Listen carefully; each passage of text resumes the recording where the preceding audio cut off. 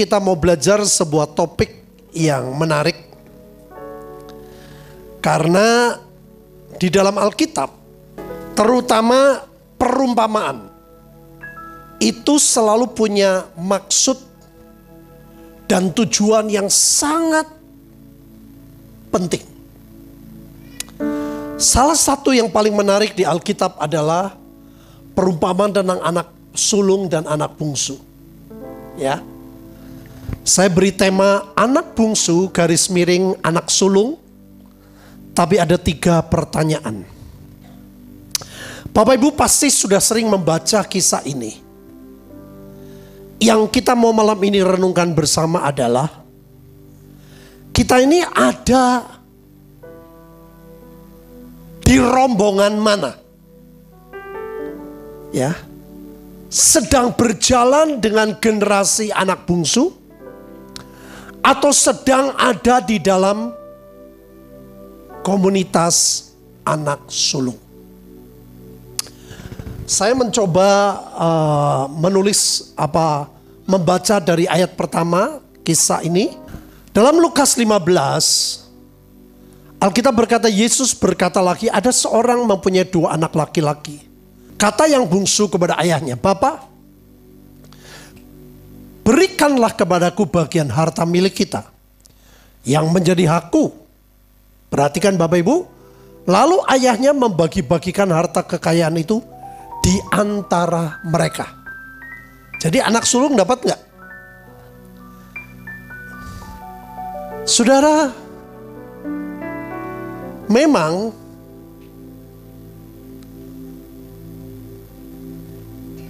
Ismail lahir duluan. Tetapi secara roh, saudara, Ishak itulah yang sulung. Saya ngomong begini untuk membantu saudara membawa sebuah pengertian. Saudara, rupanya sifat dari ibunya, ya, Sarah, yang sering kali memaksakan diri, itu mengalir, saudara. Aku harus punya anak. Ya. Melalui hambamu ini aku harus punya anak. Lahirlah Ismail. Itu sebuah bukan iman, saudara. Ngotot.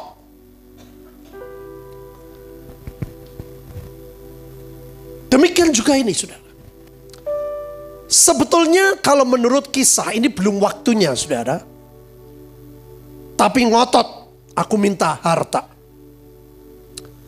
Sehingga mereka karena belum waktunya, belum mengerti. Yang terjadi adalah beberapa hari kemudian anak bungsu itu menjual seluruh bagiannya itu. Lalu pergi ke negeri yang jauh. Di sana ia memboroskan harta miliknya itu dengan hidup berfoya-foya.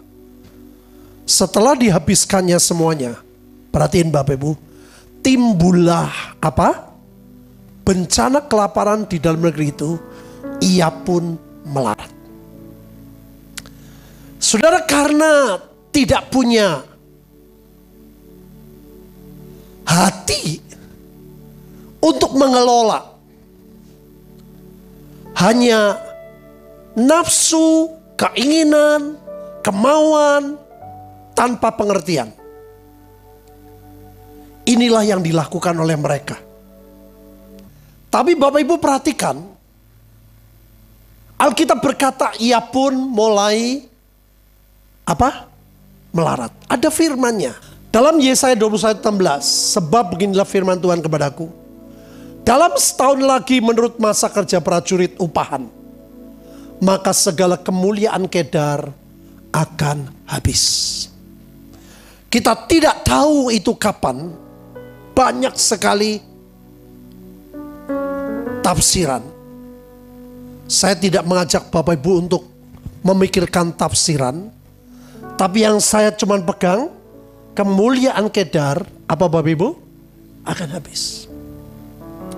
Dan saya percaya inilah waktunya. Sekaranglah waktunya. 2 minggu lalu saya di Jakarta. saya ada makan malam, saudara, dengan para pemimpin.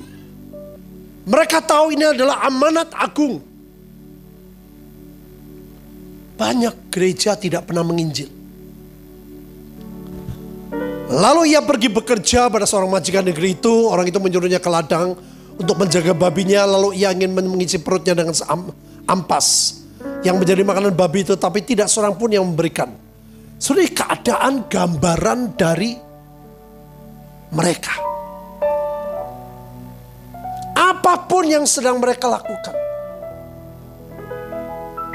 ada sebuah penderitaan di batinnya. Karena mereka mencari keselamatan. Mencari kepastian keselamatan. Di dalam Yesus tidak ada semoga kepastian keselamatan. Jadi tinggal sejengkal, saudara, untuk mereka berjumpa dengan juru selamat. Nah, ini yang sedang terjadi hari-hari ini. Lalu ia menyadari keadaannya. Katanya, betapa banyaknya orang upahan Bapakku yang berlimpah makanannya.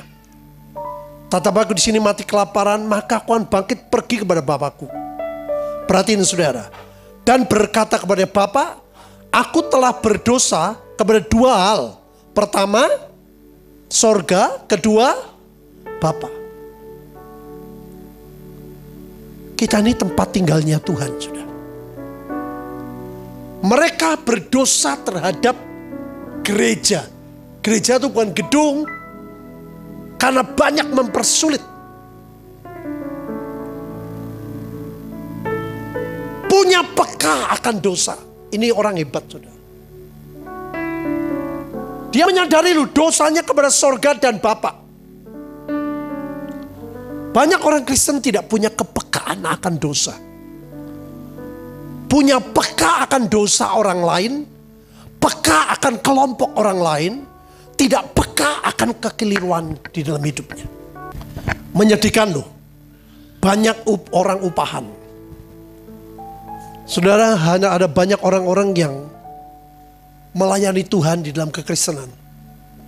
Mau lakukan apapun karena upah.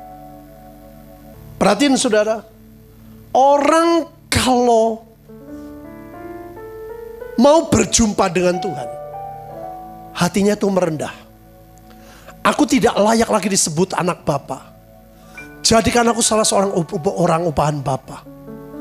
Dan yang ajaib, saudara, mereka tuh kalau bertobat tuh tenanan, nggak asal-asalan. Maka apa Bapak Ibu? Bangkitlah ia dan pergi kepada bapaknya. Aku hidup, aku harus nginjil.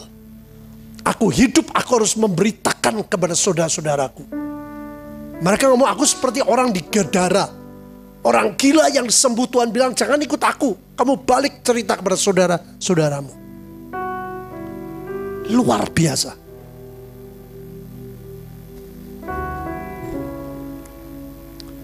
Maka dari itu Alkitab berkata ketika ia masih jauh, ayahnya telah melihatnya. Melihat apa Bapak Ibu? Hatinya. Bapak itu lebih suka menilai hati, bukan penampilan, Bapak Ibu. Yang percaya katakan. Bukan penampilan gini. Ini Tuhan tuh lebih senang memikirkan hati orang. Tuhan lihat anak bungsu ini bertobat. Tuhan lihat dia pengen ketemu Bapak. Ada banyak orang Kristen ke gereja, ke persekutuan tanpa kerinduan.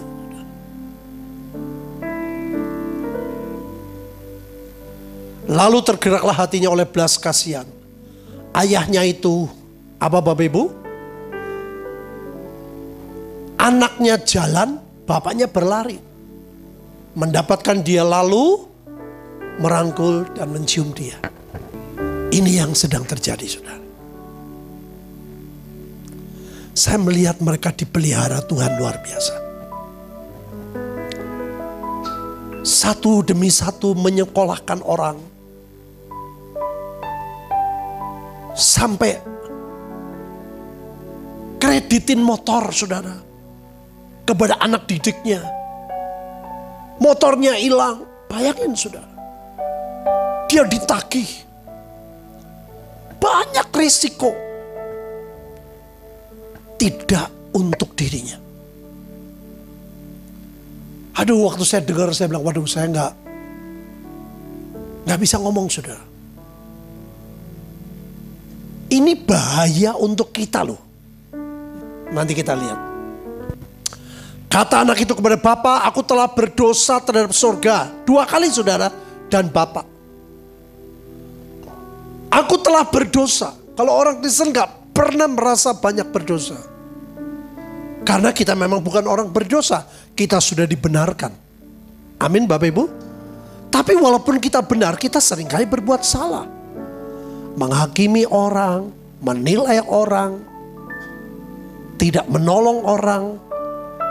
Hidup tidak menjadi berkat. Saya waktu ditangkap di China saudara, hampir masuk penjara.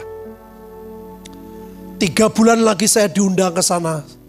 Sejujurnya saya takut Bapak Ibu.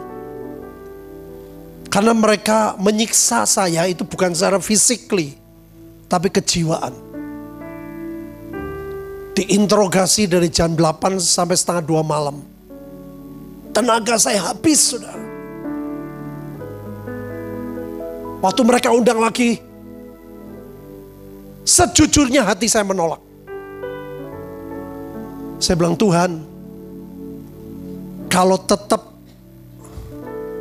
dari kedutaan minta surat pernyataan saya pendeta dan tidak khotbah, tetap minta, saya nggak pergi. Ajaib saudara. Pada waktu saya datang ke kedutaan, suratnya nggak diminta. Saya dikasih visa. Waduh, saya harus pergi. Mendarat di airport yang sama. Yang menginterogasi saya imigrasi dari airport itu. Waktu jalan semua rombongan saya belok kanan. Saya disuruh belok kiri. Saya bilang, loh itu istri saya. Tidak, kamu belok kiri. Saya dengan bule-bule belok kiri, interogasi semua. Lemes saya sudah. Tetap beritakan Injil. Aku tidak layak lagi disebut anak Bapa. Sebab ayah itu berkata kepada hamba-hambanya, lekaslah, suruh cepat, lihat sudah. Bawa kemari jubah yang terbaik, pakaikanlah kepadanya, kenakanlah cincin, sepatu pada kakinya. Ambillah anak lembu tambun, sembelihlah, marilah kita makan dan bersuka cita. Sebab anakku telah mati dan menjadi hidup kembali. Ia telah hilang dan didapat kembali. Maka mulailah mereka, apa Bapak Ibu? Bersukaria. Ini sekarang sedang terjadi. Saudara. Mereka nginjil. Mereka memberi. Nah ini yang bahaya. Anaknya yang sulung berada di mana Bapak Ibu? Di ladang. Ketika ia pulang dekat ke rumahnya, ia mendengar. Sudah 1 kali cepat atau lambat sudah akan mendengar di medsos. Makanya di YouTube, di banyak, sudah dengar banyak orang mereka percaya Yesus. Kita mau gak mau mesti dengar di medsos. Bunyi seruling nyanyian tarian, lalu ia manggil salah seorang hamba dan bertanya padanya, apa arti semuanya? Ini anak sulung ini bicara gereja saudara. Pelayanan. Tapi tidak mengerti hati Bapak. Bapak yang pengen anaknya balik. Saya pernah cerita sama saudara ya, saya punya 3 anak. Waktu 2 anak saya, kelas 6 SD, yang 1 kelas 4 SD. Sekolah di Bandung. Karena belajar mereka dua-dua dari kecil senangnya bahasa Inggris. Jadi mau sekolah bahasa Inggris di Temanggung gak ada. Awalnya saya senang saudara mereka pergi sekolah. Tapi tiap hari aduh saudara. Itu kelas 6 SD loh. Sama kelas 4. Kelangannya Pol. You know Kelangan? Saya sedihnya bukan main. Anaknya pembantu tak suruh sini kumpul. Anaknya list, pandu, sini kumpul. Kumpul. Tetap tidak bisa menggantikan. Ngerti Bapak Ibu ya? 2 anak saya sekolah di Bandung, saya nggak bisa digantikan siapapun. Makanya waktu David Cakra ngundang khotbah saya terus. Mumpung Petrus Hadikot anaknya di Bandung katanya. Diundang khotbah orang bakal nolak katanya saudara. Wah betul, pokoknya kalau saya pernah di Bandung mangkat terus. Saya bisa mengerti itu Bapak yang jahat. Bapak di sorga. Dia rindu saudara. Ismail is coming home. Amin Bapak Ibu. Keturunan Ismail balik kepada Bapak yang benar. Nah ini gak dimengerti oleh gereja. Ya, apa arti semuanya? Saudara kemarin dia bilang, saudara saya sudah tidak liar lagi, saya sudah jinak. Katanya.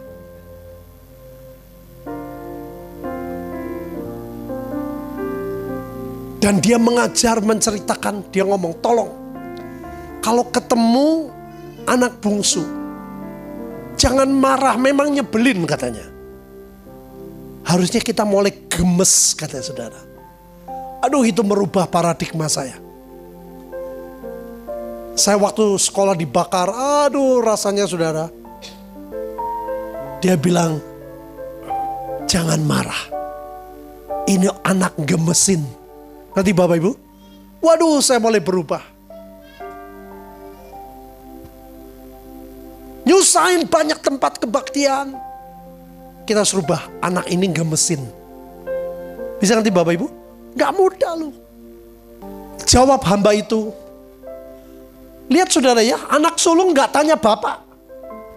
Karena hubungannya gak dekat sama bapak. Ada banyak orang Kristen yang tidak dekat sama bapak. Hanya dekat dengan pendeta. Dekat dengan hamba Tuhan. Dekatnya sama hamba Tuhan.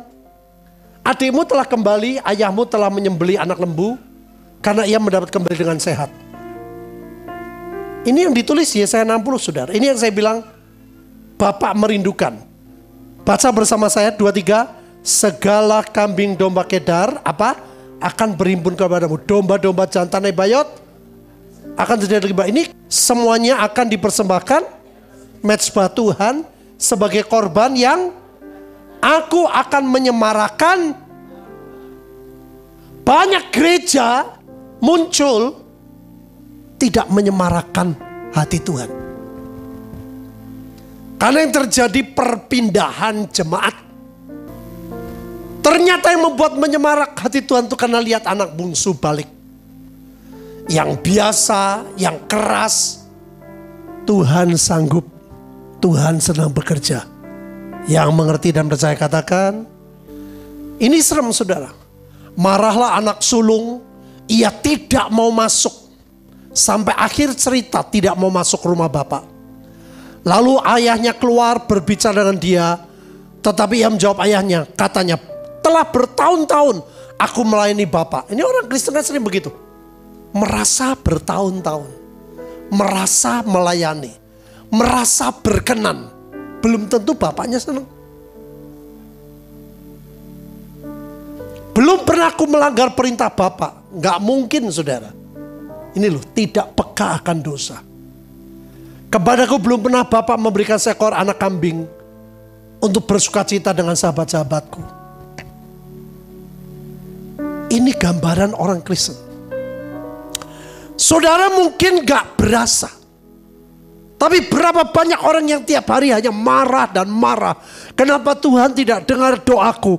Kenapa hidupku seperti ini? Kenapa tidak berubah? Kenapa persoalan bertambah? Kenapa itu marah saudara.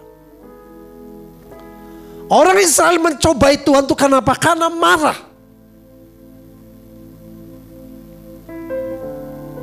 Orang Israel menggerutu kenapa? Karena marah. Kita ini ditutupi dengan bahasa-bahasa rohani, saudara. Bahasa-bahasa gereja nih. Ini yang paling diwaspadai itu ini.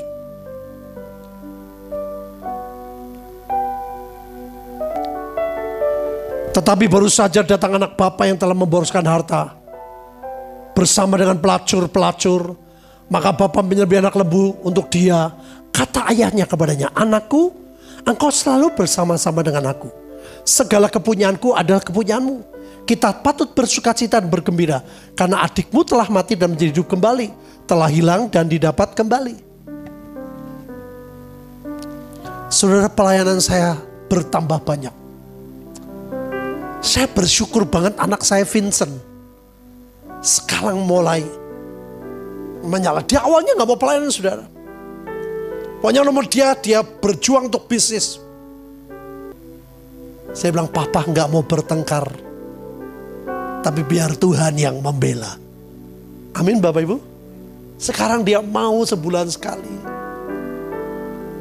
Bahkan satelit-satelit kami mengundang. Nextnya apa saudara? Lihat, mereka anak tidak tinggal di dalam Bapa. Tidak, sampai akhir cerita tidak di rumah Bapa. Bilang, Tuhan, jangan tinggalkan aku. Saya bilang, jangan pernah tinggalkan. Paksakan supaya kehendakmu jadi. Saya bilang, Petrus, Hadi banyak kelemahan Tuhan. Tolongi aku. Waktu saya khotbah, saudara, ada klip yang bagus. Gambarnya muncul jelas, tapi gak ada suara. Saudara tahu penyebabnya apa? Diganti kabel yang mahal, ganti apa? Hanya sepele. Kabelnya kendor. Ngerti Bapak Ibu? Nempel, tapi gak klek. Ada banyak orang, saudara, hatinya sudah gak klek dengan Tuhan.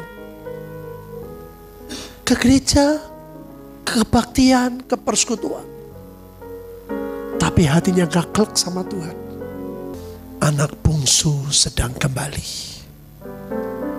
Anak sulung sedang marahkah? Sedang menggerutukah? Sedang tidak percaya kepada Tuhan? Atau ikut Tuhan, engkau jemput, aku yang mau ikut jemput. Makanya saudara, saya ikut pesta dengan mereka. Saya ikut beli tambun kecil. Saya ikut ambil bagian. Saya mau jadi berkat. Amin Bapak Ibu. Yuk kita berdoa. Terima kasih Tuhan, Engkau sudah menderita dan mati untuk kami. Engkau sudah melakukan semuanya untuk kami. Engkau hanya merindukan 1% dari kami Tuhan. Melakukan dengan sungguh-sungguh. Berguna buat kerajaan-Mu. Memberitakan Injil. Menolong banyak orang. Supaya orang lihat Yesus dalam hidup kami.